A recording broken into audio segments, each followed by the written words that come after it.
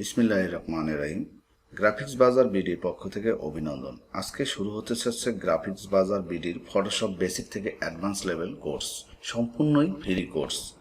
আমাদের চ্যানেলের উদ্দেশ্য হচ্ছে বেসিক থেকে অ্যাডভান্স ফটোশপ গ্রাফিক ডিজাইনের course, Adobe Photoshop, Adobe Illustrator, এগুলোর রিলেটেড যতগুলো সফটওয়্যার রয়েছে গ্রাফিক ডিজাইন রিলেটেড, সেই সফটওয়্যারগুলো নিয়ে আমরা টিউটোরিয়াল তৈরি করে এই চ্যানেলের মাধ্যমে আপনাদেরকে দেখা। প্রত্যেকটি সফটওয়্যারের ইন্টারফেস সম্পর্কে জানতে হবে, না জানলে আপনি কাজ করতে পারবেন না। তো আমরা প্রথমেই যেটি দেখাবো সেটি হচ্ছে মেনু বার। তো আপনারা লক্ষ্য করুন, মেনু বারে যখন আমরা কার্সারটি নিয়ে যাচ্ছি তখন নিচে কিছু অপশন শো করতেছে। তো এই অপশনগুলো নিয়ে আমরা প্রত্যেকটি টিউটোরিয়াল তৈরি করব এবং প্রত্যেকটি অপশন আপনাদেরকে পুঙ্খানুপুঙ্খ করে আমি দেখাবো, যে টিউটোরিয়াল করে এই সম্পর্কে আলোচনা করে দেখাবো ইনশাল্লাহ। এর নিচে আমরা যে অপশনগুলো দেখতে পাচ্ছি এগুলো হচ্ছে সাব মেনু অপশন। অপশনের নিচে দেখা যাচ্ছে অনেকগুলো সাব মেনু রয়েছে। এই সাব মেনুগুলো নিয়ে আলোচনা করব, বা অপশন 12 বলে। আমি যখন এই টুলবারটি ড্র্যাগ অ্যান্ড ড্রপ করতেছি, আপনারা লক্ষ্য করুন, এক লাইনেও করতে পারেন অথবা 2 লাইনেও করতে পারেন এখান থেকে। তো এই টুলবারটি যখন আমি যে কোনো একটি টুলে ক্লিক করব তখন দেখুন কন্ট্রোল প্যানেলে এই টুলের যে কন্ট্রোলটি রয়েছে সেটি কিন্তু শো করতেছে। আমি এখানে দেখুন কোনায় একটি সাদা অংশ দেখা যাচ্ছে। এখানে যদি মাউসটা চাপ দিয়ে ধরে রাখি তাহলে অনেকগুলো অপশন বা টুল, সাব টুল দেখা যাচ্ছে। তো এখানে কিন্তু মুভ টুলে যখন আমি ক্লিক করতেছি, মুভ টুলেও 2টি সাব টুল শো করতেছে। যে টুলে সাব টুল নেই সেই টুলের কোনায় কিন্তু সাদা অংশ নেই। আপনারা লক্ষ্য করুন, এখানে এই জুম টুলটিতে কোনো সাদা অংশ আমরা দেখতে পাচ্ছি না। তো এখানে কোনো সাব টুল নেই।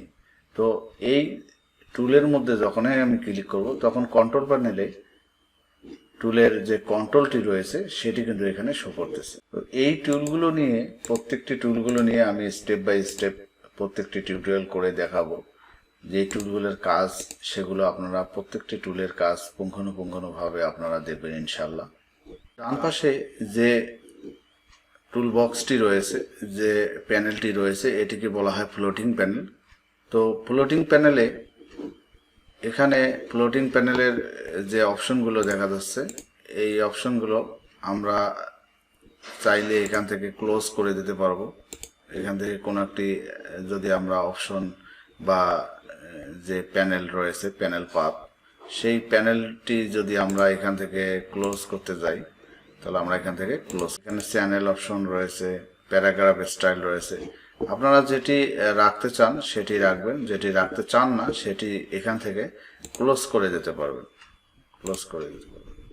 অথবা আপনি চাচ্ছেন যে দুটোই রাখবেন না, পুরো প্যানেলটি ক্লোজ করে দেবেন, সেক্ষেত্রে আপনার এখান থেকে ক্লোজ ট্যাব গ্রুপে ক্লিক করলে এই গ্রুপটি চলে যাবে, এই গ্রুপটি চলে যাবে। অথবা কোনো একটি প্যানেল বা এই যে প্যানেল পার্টটি এখান থেকে ড্র্যাগ অ্যান্ড ড্রপ করে ইচ্ছা মতো আপনারা যে কোনো জায়গায় রাখতে পারতেছেন, যে কোনো জায়গায় রাখতে পারতেছেন।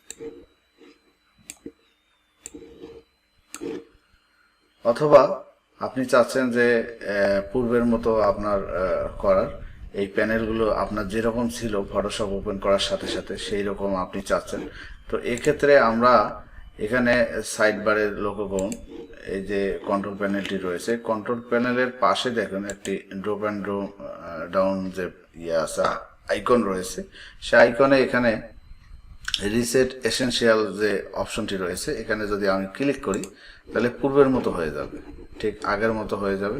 এবং এখানে বাই ডিফল্ট হিসাবে অনেকগুলো অপশন রয়েছে, গ্রাফিক্স অ্যান্ড ওয়েব, এখানে আপনার সেই প্যানেলটি চলে আসবে। তো আপনারা ইচ্ছা মতো আপনার ফটোশপ ওপেন করার সাথে সাথে যেরকম দেখতে চান সেখান থেকে কিন্তু সেভ করে রাখতে পারবেন। বাই ডিফল্ট হিসেবে এটি রয়েছে। আপনি চাইলে এখানে কোনো একটি লেয়ার বা কোনো একটি অপশন ক্লোজ করে দিতে পারবেন এবং এখানে ইনপুট করে রাখতে পারবেন উইন্ডো মেনু থেকে যদি আপনি ব্রাশ যে বক্সটি রয়েছে এটি রাখতে চাচ্ছেন, ব্রাশ বক্সটি আপনি এখানে রাখতে পারবেন।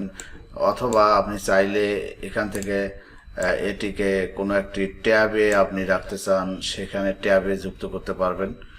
লক্ষ্য করুন এখানে একটি ট্যাবে যুক্ত করতে চাচ্ছেন, অথবা আপনি যে ওয়ার্ক পেজটি রয়েছে, লক্ষ্য করুন যে আমরা যে বর্তমান যে ইন্টারফেসটি দেখতে পারতেছি, সেই ইন্টারফেসে যদি আপনি সেভ করে রাখতে চান, সেক্ষেত্রে আপনার নিউ ওয়ার্ক স্পেসে যদি আপনি ক্লিক করেন, অথবা এখান থেকে উইন্ডো মেনু থেকে আপনার ওয়ার্ক স্পেস, এখানে দেখুন এই অপশনটি রয়েছে নিউ ওয়ার্ক স্পেস, এখানে যদি আপনি ক্লিক করেন নাম এখানে দিতে পারবেন।